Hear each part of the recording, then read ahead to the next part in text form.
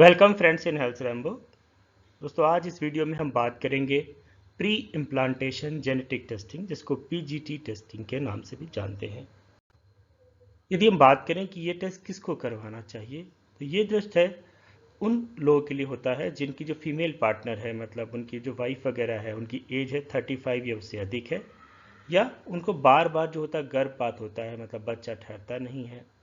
उसके अलावा आपने पहले कभी आईवीएफ करवाया है और वो आईवीएफ सक्सेसफुल नहीं रहा है। उसके अलावा आपके जो पहले बच्चे हैं या आपकी फैमिली हिस्ट्री है जिनमें किसी बच्चे को down syndrome, Turner syndrome, XXY या एडवर्ड या ट्राइजोमी जैसी बीमारी पहले से है।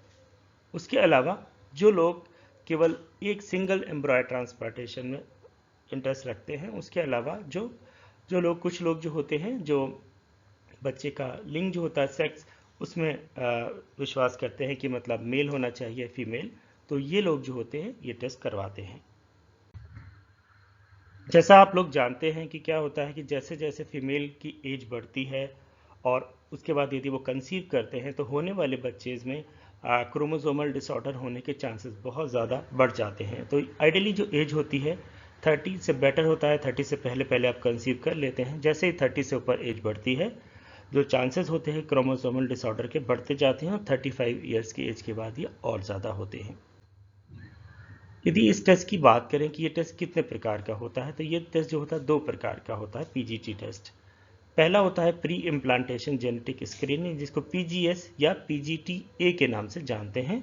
दूसरा होता है pre implantation genetic diagnosis, PGD, जिसको पीजीटी-एम या पीजीटी-एसआर या पीजीटी स्ट्रक्चरल रीअरेंजमेंट के नाम से जाना जाता है।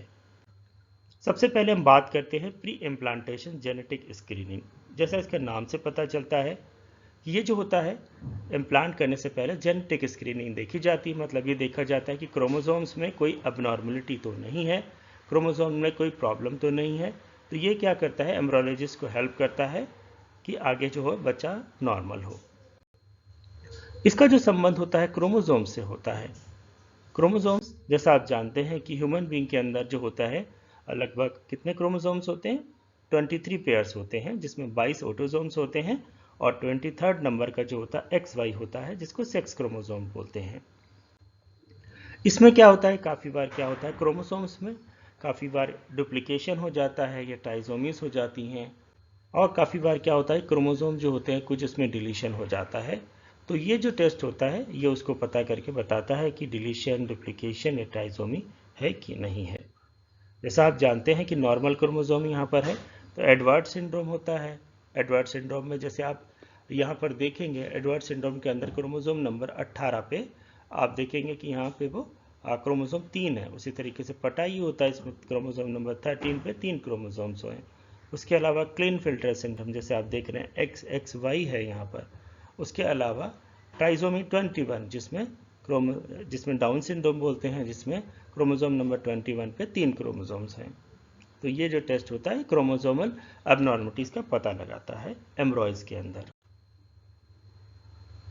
ये जो दूसरा जो टेस्ट होता है प्री इम्प्लांटेशन जेनेटिक डायग्नोसिस, मतलब पीजीटी टेस्ट, ये क्या करता है, सिंगल जीन जेनेटिक डिजीज को पता करता है, जिसके बारे में हम बताएंगे आगे कि कौन कौन सी डिजीज होती हैं।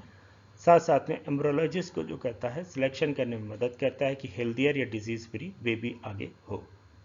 तो कौन कौन से जो होते हैं वो डिजीज जेनेटिक डिजीज से पता करता है, जैसे हंटिंगटन डिजीज है, मेंटल रिटार्डेशन और बर्थ डिफेक्ट होते हैं, मार्फन सिंड्रोम्स है, सिस्टिक फाइब्रोसिस है, हीमोफीलिया है, डीएम डिस्ट्रॉफी है। उसके अलावा टाइसेक सिंड्रोम है, beta thalassaemia, sickle cell anaemia, BRCA mutations वगैरह चीज़ों को ये पता करता है कि कोई अबनॉर्मलिटी तो नहीं है।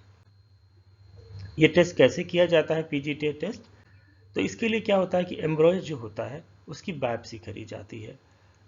मतलब बेबी की नहीं, इसमें एम्ब्रॉयज, मतलब शुरुआत में जो सैंपल होता है 5वें दिन का जो सैंपल होता है आईवीएफ में, मतलब स्पर्म और ओवा को मिलाते हैं, जाइगोट फॉर्मेशन होता है। उसके बाद जो 5वें दिन का सैंपल होता है उसकी एम्ब्रॉय बायोप्सी करी जाती है, उसमें जेनेटिक टेस्टिंग करी जाती है और देखा जाता है इसमें कोई प्रॉब्लम तो नहीं है। उसके बाद जेनेटिक टेस्टिंग से पता चलता है कि कौन सा हेल्दी है, कौन सा हेल्दी नहीं है। ये पता करके कि कौन सा एम्ब्रॉय हेल्दी है, कौन सा नहीं है, और उसके बाद जो हेल्दी एम्ब्रॉय है उसको ट्रांसफ़र कर दिया जाता है। जिसके बाद आगे क्या होता है, उसका फीमेल के फीटस के अंदर पूरा उसका ग्रोथ होता है, मतलब फीमेल के जो बच्चेदानी होती है उसमें उसका पूरा आगे ग्रोथ होता है, बेबी बनता है। जैसे हमने बात करा कि इसके लिए 5वें दिन का सैंपल चाहिए होता है, जब स्पर्म और जो ओवा मिलते हैं, जाइगोट फॉर्मेशन होती है, उसके बाद 5वें दिन का सैंपल चाहिए होता है, मतलब इसके लिए ट्रोफोएक्टोडर्म का सैंपल चाहिए होता है।